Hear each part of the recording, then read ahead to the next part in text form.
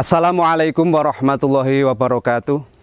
Bismillahirrahmanirrahim. Alhamdulillahirabbil alamin. Hamdan wa syukron daiman lilladzi qad hadana wa adkhalana fi zumratis sa'adah wa salamah. Waladzi qad arina haqqo haqqo warzuqna tiba'ah. Asyhadu an la ilaha illallah wa asyhadu anna Muhammadar Rasulullah.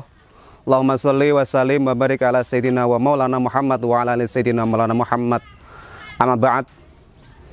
Kepada yang terhormat pemirsa Unigoro Channel dan Jamaah Kultum Pintu Langit yang saya hormati, satu kehormatan yang mana sampai detik ini kita oleh Allah Subhanahu wa Ta'ala masih diberi kesempatan untuk bisa hadir dalam majelis Ramadan yang mubarak, yang mana di dalam Ramadan salah satu rukunnya adalah kita diharuskan menahan lapar dan dahaga mulai terbitnya fajar shodiq sampai tenggelamnya matahari. Dalam kajian menahan lapar, menahan dahaga ini ada satu makna yang amat dalam dan sangat penting dan merupakan bagian indikator bahwa Ramadan ini adalah benar-benar sebagai indikator orang-orang yang bertakwa. Imam Ghazali rahimahullah dalam Al-Ihya, beliau mendakwakan bahwasanya ketika seseorang melakukan puasa Ramadan, berarti pada saat itu berusaha untuk mengontrol semua asupan makanan dan minuman dan segala hal yang selama ini menjadi sumber tenaga yang pada puncaknya sumber dari nafsunya.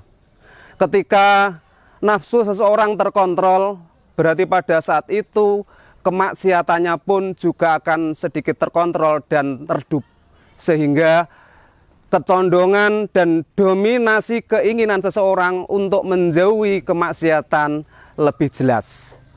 Oleh karenanya secara tegas sesuai dengan dawuhnya Allah Subhanahu wa Ta'ala dalam Al-Baqarah 183, ya ayyuhalladzina amanu kutiba alaikumusiyam kama kutiba alal ladzina min qablikum la'allakum tattaqun. Hei orang-orang yang beriman, telah diwajibkan kepadamu berpuasa, yang mana keberadaan puasa ini telah diwajibkan pula kepada orang-orang sebelummu, dengan satu harapan la'allakum tattaqun, agar kamu menjadi orang-orang yang bertakwa. Dalam hal ini Imam Fakhruddin Ar-Razi dalam tafsirnya Mafatihul Ghaib juga menjelaskan bahwa puasa Ramadan dijadikan wasilah jembatan untuk mengurangi nafsu, karena di dalam puasa Ramadan seseorang berusaha untuk mengontrol asupan makanan dan minumnya ke dalam tubuhnya, yang sehingga ketika asupan makanan minuman itu berkurang, sudah barang tentu keinginan gairah nafsu seseorang ini menjadi semakin berkurang, yang pada kenyataannya nafsu adalah kontrol pusat dari segala kemaksiatan. Inna nafsa la'amaratum bisu. Keberadaan nafsu menjadi pusat, menjadi kontrol, menjadi ujung dari setiap kejelekan. Keberadaan puasa Ramadan berbeda dengan amal ibadah yang lainnya. Selain menjalankan perintah Allah, rukun Islam yang keempat, di dalam amalan puasa Ramadan kita juga diajarkan untuk menjauhi perkara-perkara yang dilarang, yang senyatanya keberadaan puasa Ramadan ini secara jelas dan tegas, lugas, menunjukkan adanya makna pelaksanaan bertakwa, yakni menjalankan perintah, menjauhi segala perkara yang dilarang. Para hadirin Jamaah Kultum Pintu Langit, pemirsa Unigoro Channel yang saya hormati, dari paparan di atas dapat diambil satu kesimpulan bahwasanya puasa Ramadan sangat jelas menjadi indikator orang-orang yang bertakwa. Proses berikutnya yang harus kita lakukan, keberadaan puasa Ramadan, keadaan bertakwa ini tidak hanya cukup menjalankan perintah dan menjauhi perkara yang dilarang, namun harus ada tindak lanjut perilaku yang konsisten dan kontinu dalam mempertahankan ketakwaan ini. Dalam rangka apa? Agar apa yang menjadi perilaku seorang muslim benar-benar menjadi uswatun hasanah, menjadi contoh bagi muslim yang lainnya. Hal ini senada dengan salah satu dawuh yang menjelaskan bahwasanya ittaqillah haitsu ma kunta wa atbil hasanata wa atbi sayyatal hasanata tamhu biha wa khaliqin nasa bi khuluqin hasanin. Dari dawuh hadis di atas ada 3 makna penting, dan ini juga bagian terpenting yang terkandung di dalam puasa Ramadan itu sendiri. Yang pertama, ittaqillah haitsu ma kunta, bertakwalah dimanapun, kapanpun, sedang apapun, dan bersama siapapun kamu berada. Dalam puasa Ramadan, seseorang ketika melakukan puasa, di saat dia berada di dalam kamar misalnya, sendirian tanpa teman, sebenarnya bisa saja dia melakukan apapun yang bisa membatalkan puasanya. Akan tetapi karena amanat satu kewajiban dalam menjalankan puasa Ramadan itu tidak dilaksanakan oleh seorang mukmin, tidak dilaksanakan oleh seorang muslim, dalam rangka apa? Untuk menjaga eksistensi dan kontinu dari takwa itu sendiri. Maknanya perintah takwa ini, perilaku bertakwa ini juga terkandung di dalam amalan puasa Ramadan. Indikator takwa ini termuat di dalam perilaku puasa Ramadan. Uswatun hasanah yang kedua, wa'ad bi sayyatil hasanah tamhu biha. Islam agama yang paripurna memberikan kesempatan kepada para pemeluknya untuk meningkatkan amal ibadah yang setinggi-tingginya, yang sebanyak-banyaknya untuk mencapai martabat luhur di hadapan Allah Subhanahu wa taala. Sebagaimana kita ketahui, fadilah, keutamaan dan keagungan Ramadan tiada terkira besarnya dan banyaknya. Mulai dari dilipat gandakannya amal ibadah seseorang, dibukanya pintu surga dan ditutupnya pintu neraka. Ketika hadir bulan Ramadan, kaum muslimin, umat Islam berlomba-lomba untuk meningkatkan amal ibadahnya, berlomba-lomba untuk meningkatkan kualitas dalam berzikir, berlomba-lomba untuk meningkatkan kualitas amal ibadah-ibadah yang lain. Hal ini secara jelas terkandung dalam potensi fadilah Ramadan, dengan satu harapan, apa yang dilakukan umat Islam di bulan Ramadan ini benar-benar bisa menghapus kejelekan, keburukan di masa yang lampau. Man soma Ramadana imanan wahtisaban ghufira lahu ma taqaddama min dzambi. Barang siapa yang bersungguh-sungguh di dalam menjalankan puasa Ramadan ini imanan wahtisaban, dengan berdasarkan iman dan mukhlis ikhlas mengharap ridhonya Allah Subhanahu wa taala, ghufira lahu ma taqaddama min dzambi, jaminan dari Allah akan diampuni dosa-dosa yang telah lampau. Uswatun hasanah ketiga yang merupakan bagian terpenting untuk mempertahankan eksistensi ketakwaan seseorang adalah wa khaliqin nasa bi khuluqin hasanin. Berakhlaklah kepada manusia dengan akhlak yang mulia. Dalam kesempatan yang lain, Rasulullah Muhammad SAW bersabda, innama bu'istu liutammima makarimal akhlak, bahwasanya aku diutus di muka bumi ini untuk menyempurnakan akhlak manusia. Akhlak merupakan soko guru dalam kehidupan suatu bangsa. Akhlak merupakan punjer bagi orang Jawa, bagi setiap manusia yang hidup di muka bumi. Dalam sesi yang lain, Rasulullah Muhammad SAW juga mendakwakan bahwasanya baik buruknya suatu bangsa tergantung pada akhlaknya. Manakala bangsa itu baik akhlaknya, maka akan semakin baik dan jayalah bangsa tersebut.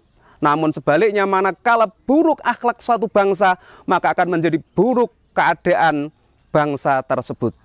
Jamaah Kultum Pintu Langit rahimakumullah. Dalam kesempatan ini teramat jelas keberadaan takwa terkandung, termuat, terindikasi di dalam amaliyah puasa Ramadan.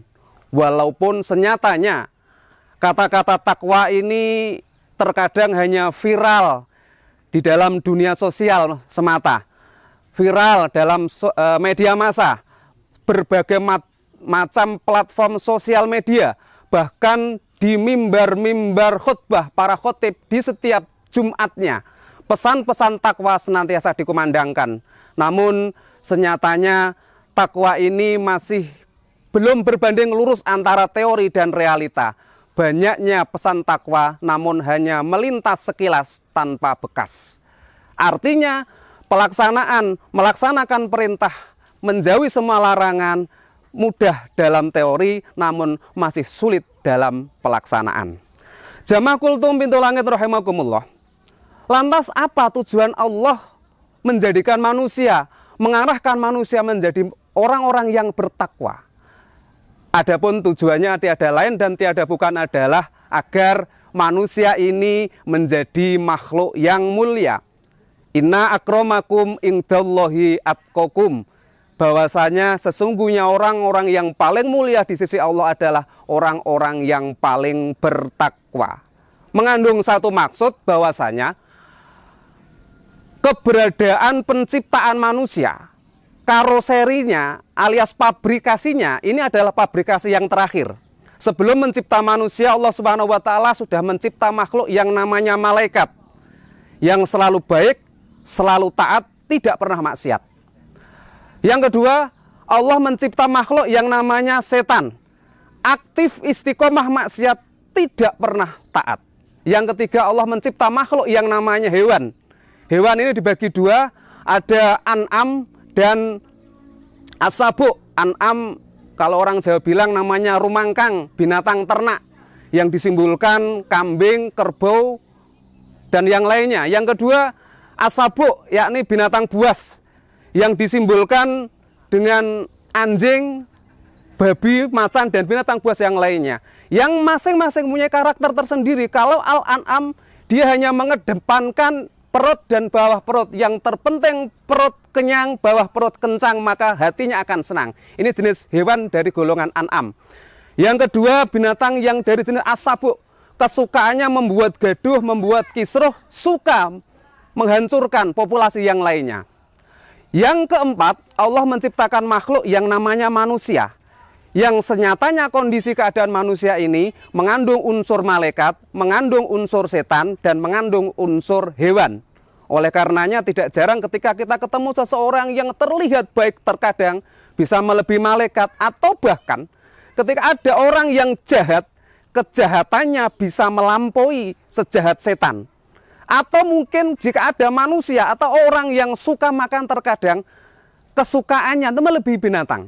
Nah, dengan puasa Ramadan ini mempunyai satu harapan, manusia diminta untuk melakukan puasa agar dia bisa seperti malaikat, banyak taat, tidak banyak makan. Ketika kita bisa seperti itu, kelak ketika kita dibangkitkan di Yaumil Ba'ats, akan diwujudkan wajah kita dengan bentuk wajah seperti malaikat. Jika kita tidak bisa dan perilaku kita di dalam Ramadan ini, di dalam kehidupan ini kok mirip perilaku setan, maka akan dibangkitkan dalam bentuk wujud wajah setan. Dan begitu berikutnya, ketika perilaku kita mirip binatang, kita akan dibangkitkan seperti binatang.